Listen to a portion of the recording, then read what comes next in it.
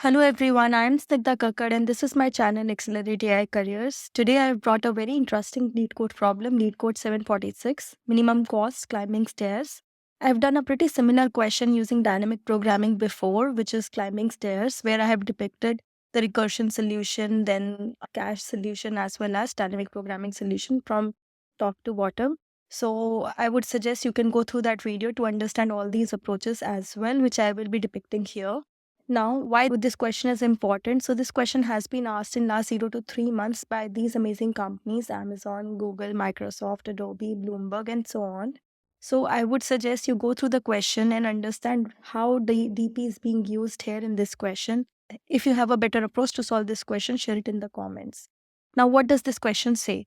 So you have been given an integer array cost, where each element of that array, cost I, is the cost of ith step on a staircase.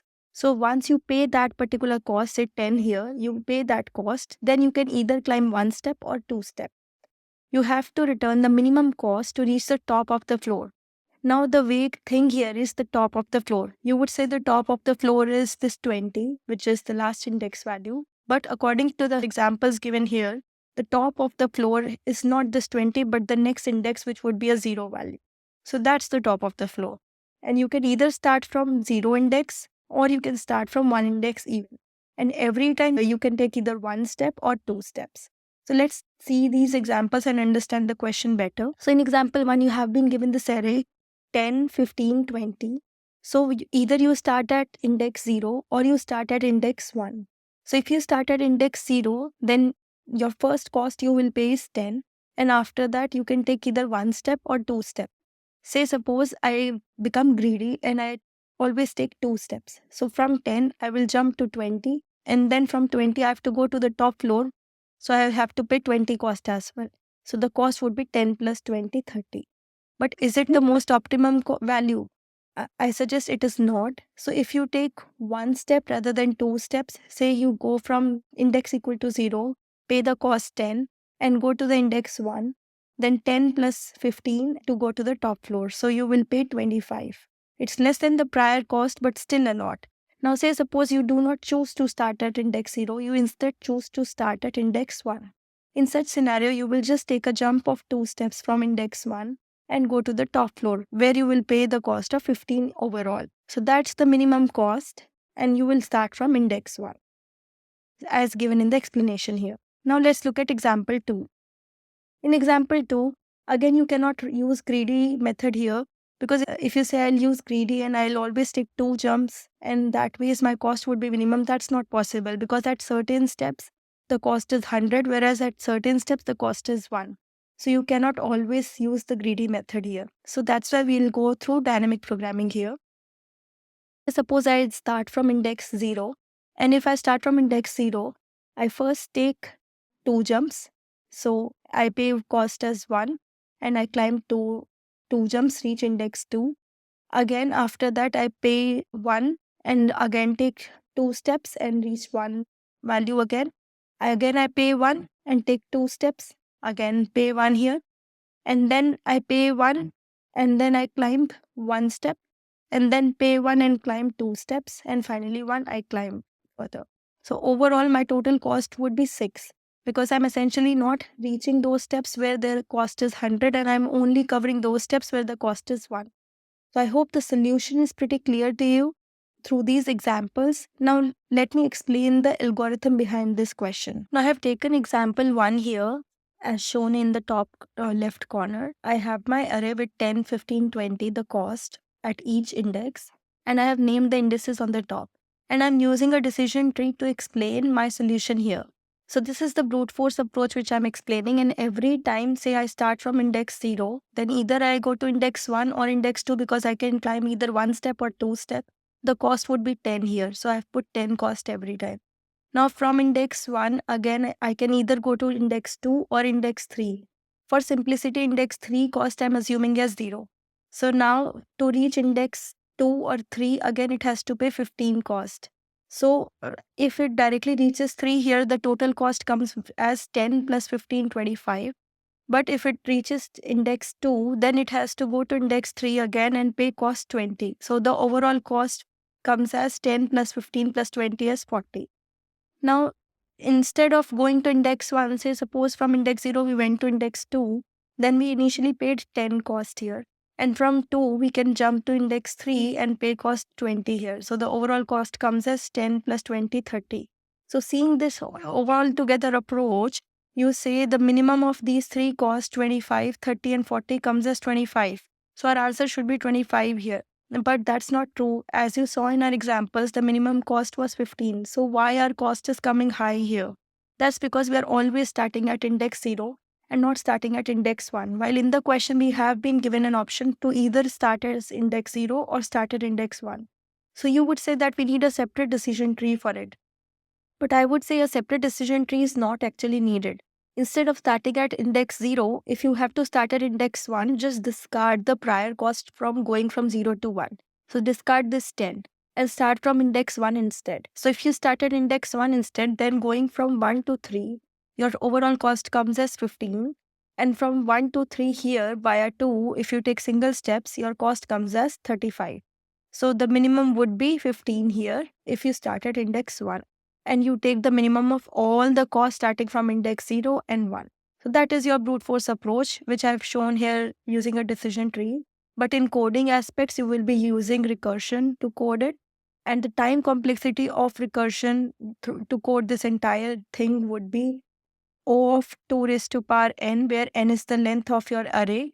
Why? Because this length, you will at every point you are making two decisions, two choices, and that's the complexity in a decision tree, right? But can you simplify it? So yes, of course, as you can see, from going from 2 to 3 we are doing here as well, and going from 2 to 3 we are doing here as well. So there are multiple steps for cost which we are repeating again and again, and those can be cached. So basically, the cost to go from 2 to 3 can be cached, and when we need the cost to go from 2 to 3, the cache can be recalled and we can get that cost and add it to get the cost from going from 1 to 2 and then 2 to 3 instead of computing it again and again. So if you use cache properly, then that time complexity of O of 2 raised to power n gets reduced to O of n. But you will be using additional space, of course, for cache, which would be O of n again. So that would be your solution. But the same thing can be done iteratively as well, which will be the approach I will be depicting here using dynamic programming. So let's see how you can do the same solution using O of n time complexity and O of n space complexity instead of using cache and recursion. Let's see how you can do that. Now to solve this question using dynamic programming, I have shown my array here. I have shown the indices on the top. And I'm going to compute the cost and not use additional space to capture that cost every time. Instead, I'm going to capture the cost in the array itself. And I'm not going to go from left to right, but I'll go from right to left because there is always a dependency on cost for the right values. So say suppose you need a cost to go from index 0 to that index 3. So you will need the cost to go from index 2 to 3 and index 1 to 3 anyways. So essentially, if I need the cost from the right side before to compute the cost from left side, so I should start from right side. So I'll go from the end of the array to the beginning of the array. That's my approach, and this is basically the DP here.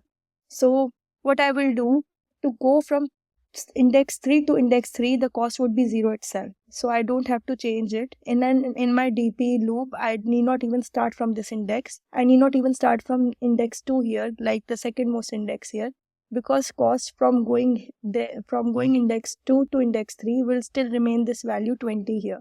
It's not going to change. I should start from the last index, which is index 3, last index 3 minus 2. So the index 1 is the place where I should start from.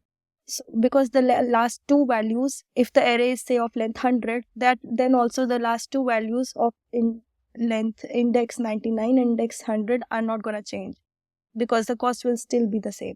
So I will start from this index 1, and here the cost, if I take the single steps, the cost would be to from index 1 to index 2 and then index 2 to index 3. In that case, the cost would be 15 plus 20 plus 0, which would be 35.